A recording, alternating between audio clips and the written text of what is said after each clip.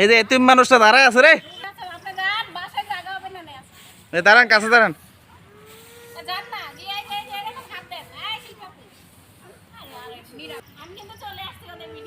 ভাত খাই আসেন আজকে, বুঝছেন?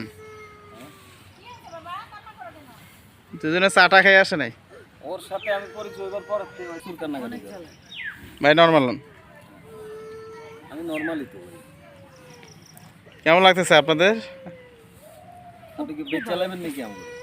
না বেশবো না, আসলে পরিবেশটা খুবই সুন্দর। যতটুকু মানে যারা চিন্তা করছিলাম যে হয়তো মানে কেমন হইব, এখন তো এই জায়গাটা অনেক সুন্দর। Totally wow. বাইরে ভাই যে পাশে আছে এখন, সেটা বলা যাবে না। এটা কি এক্সেপশনাল লাগতেছে না ভাইকে নিয়ে?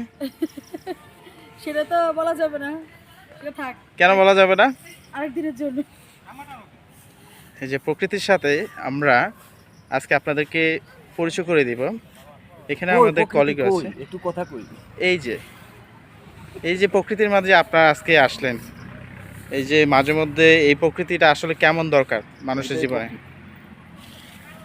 যার কাছে প্রিয় মানুষ থাকে সে ছাড়া সব কিছুই অপ্রিয় লাগে। তো এই প্রিয় মানুষটাকে নিয়ে আসছেন, নিশ্চিত আপনারা এখন খুব খুব ভালো ফিল করছেন, রাইট? না আপনি ছোটখাটো শিখিয়ে দিলে একটা কবি। আমাদের সেক্রেটারি বসে আছে একা একা, তার বউ একদিকে, এতে আরেক দিকে। দেখেন তো ডাকাত ডাকাত লাগে